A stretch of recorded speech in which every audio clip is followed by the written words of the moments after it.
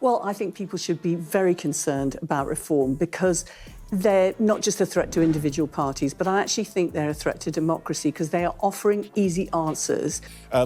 How worried should the party be about the threat, or the challenge, I should say, from Farage? Harriet, it's not just the Tories who have to be worried. Mr Farage is after Labour seats as well, and I think the number now was they came second in 89 seats to Labour. Democracy is like a muscle car.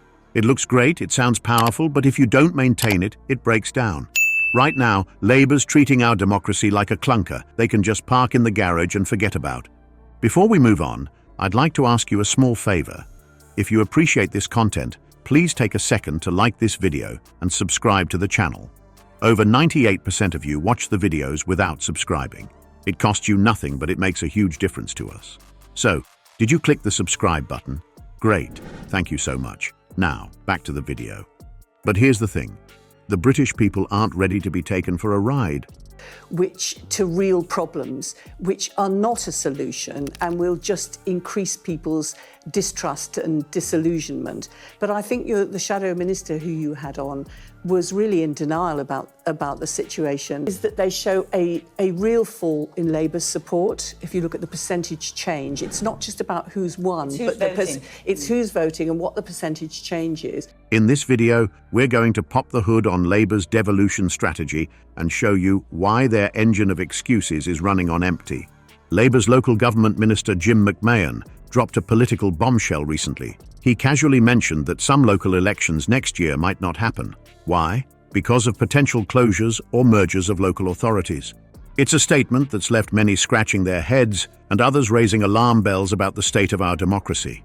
McMahon tried to soften the blow by saying it's customary to postpone elections when there's a request to reorganise councils. But let's be real, there's nothing customary about cancelling people's right to vote. The areas he specifically mentioned, Kent, Essex, Lancashire, Hertfordshire and Sussex, aren't random choices. These are regions where Reform UK has been making significant inroads. The timing of McMahon's statement is suspicious to say the least. It comes hot on the heels of Reform UK's recent successes in council by-elections. Labour's sudden interest in council reorganisation seems less about efficiency and more about electoral strategy. Political analysts aren't buying the official line either. Many see this as a tactic by Labour to avoid potential losses at the ballot box. Reform UK isn't pulling any punches. They've accused Labour of running scared of voters, and can you blame them? Labour's acknowledgement of Reform UK's rising popularity speaks volumes. They're watching their traditional voter base slip away, and it's clear they're scrambling for solutions. The implications for democracy are serious. Cancelling local elections isn't just an administrative decision, it's a fundamental alteration of the democratic process. It's a slippery slope that could lead to further erosion of our voting rights. The growing concerns about Labour's intentions are justified. Are they really putting the needs of local communities first, or are they more interested in protecting their own political interests? As we dig deeper into Labour's strategy, we have to ask ourselves, what are their true motives? Is this really about streamlining local government, or is it a calculated move to cling to power? The answers to these questions might reveal more about the state of our democracy than Labour would like us to know. Labour's concerns about local elections pale in comparison to the existential threat they're facing. A recent admission from within their own ranks has sent shockwaves through the party. What did Baroness Harman say that has Labour leadership losing sleep? The answer reveals a seismic shift in British politics that no one saw coming. Enter Reform UK, the political newcomer that's causing a stir in Labour's traditional strongholds. Recent council by-elections have shown Reform UK's performance improving dramatically. In some areas, they've achieved up to 40% support from a standing start. This isn't just a flash in the pan, it's a trend that's making Labour nervous. Reform UK's appeal in Labour's backyard is undeniable. Their policy positions, including a freeze on non-essential immigration and significant tax cuts, are resonating with voters who've long felt ignored by the mainstream parties. It's a wake-up call for Labour, who've taken these areas for granted for far too long. The data from recent council by-elections paints a clear picture. Reform UK's opinion poll ratings are on the rise, positioning them as a viable alternative to both Labour and the Conservatives. This isn't just about local politics, it's a shift that could reshape the entire British political landscape. Political analysts are taking notice. Many suggest that Reform UK's rise could disrupt the traditional two-party system that's dominated British politics for generations. It's not just about winning seats, it's about changing the conversation and forcing the established parties to adapt or risk obsolescence. Baroness Harman's admission speaks volumes about the extent of Labour's concern. The party that once claimed to be the voice of the working class is now watching its base erode. Reform UK's momentum isn't just a minor inconvenience, it's a fundamental challenge to Labour's identity and future. As Reform UK continues to gain ground, the question on everyone's mind is, how will Labour respond? Will they double down on their current strategies, or will they be forced to reinvent themselves to counter this new threat? The political chess match is just beginning, and the next moves could determine the future of British democracy. 90 billion. That's the eye-watering figure at the heart of Reform UK's ambitious tax cut proposal. But here's the kicker. They're also proposing 50 billion in additional spending. How can a party promise to slash taxes and increase spending simultaneously? The answer might surprise you, and it's shaking up the political landscape. Reform UK's tax plan is nothing if not bold. They're proposing to allow workers to earn $20,000 before paying a penny in income tax. That's a significant jump from the current threshold, but it doesn't stop there. They're also calling for the abolition of stamp duty and inheritance tax for estates under $2 million. It's a package that's sure to turn heads and win votes, but Labour isn't buying it. They've come out swinging, criticising the feasibility of these cuts. Their argument? These cuts would lead to massive reductions in public services and overall government spending.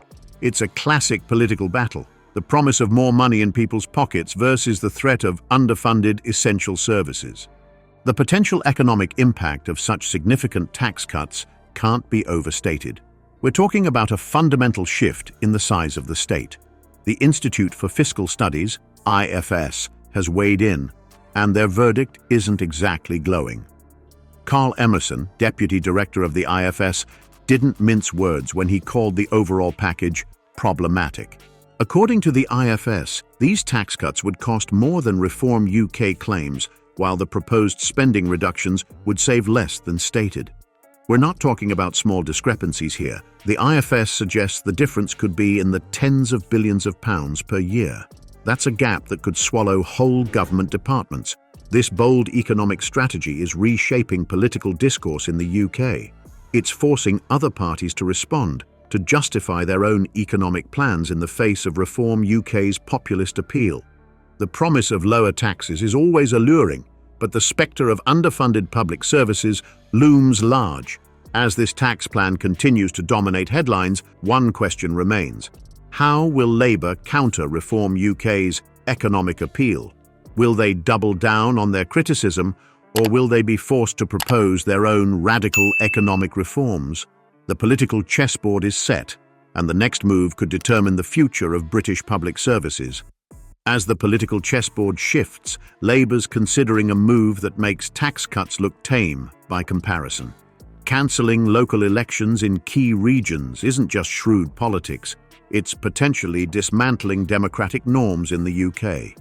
This strategy has drawn fire from all corners, with Nigel Farage leading the charge, accusing Labour of acting like third-world dictators. The legal and ethical implications of cancelling local elections are staggering. It's not just about postponing a vote, it's about denying citizens their fundamental right to choose their local representatives. Labour's justification, the potential closures or mergers of local authorities, seems flimsy at best when you consider the targeted nature of the proposed cancellations. Kent, Essex, Lancashire, Hertfordshire, and Sussex aren't random choices. They're areas where Reform UK has been gaining ground. This move stands in stark contrast to the UK's long-standing democratic traditions.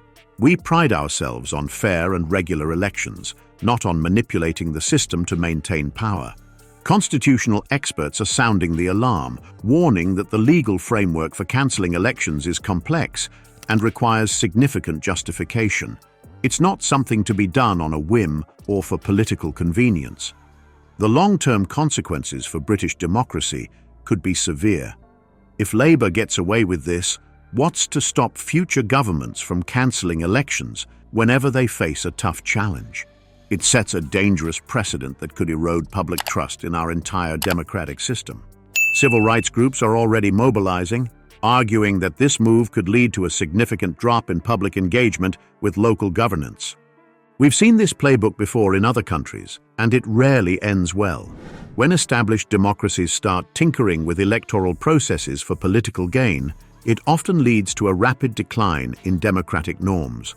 The public backlash can be fierce, and rightly so. People don't take kindly to having their voices silenced. As this story unfolds, all eyes are on the British public. Will they accept this blatant manipulation of the democratic process, or will there be a groundswell of opposition? The stakes couldn't be higher. This isn't just about local council elections anymore. It's about the very foundations of our democracy. If we let this slide, what's next? The integrity of our entire electoral system hangs in the balance, and it's up to all of us to decide whether we'll stand by and watch it crumble or fight to preserve the democratic principles that have long defined British politics. Labour's strategy of potentially cancelling local elections in key areas has exposed a troubling undercurrent in British politics. It's a move that reeks of desperation, revealing just how threatened they feel by Reform UK's rising popularity. The £90 billion tax cut proposal from Reform UK has clearly rattled Labour, forcing them to confront a populist economic message they can't easily dismiss. But let's be clear, messing with elections isn't just bad politics, it's a dangerous game that threatens the very foundations of our democracy. We've seen time and time again how even small erosions of democratic norms can snowball into much bigger problems. The British public needs to wake up and pay attention to what's happening here. It's not enough to just vote every few years and call it a day. We need constant vigilance, a keen eye on the political maneuvering that goes on behind the scenes, because if we don't stand up for our right to fair and regular elections now, we might find ourselves with a lot less to vote for in the future. The choice is ours. Will we let our democracy wither on the vine, or will we fight to keep it strong and vibrant?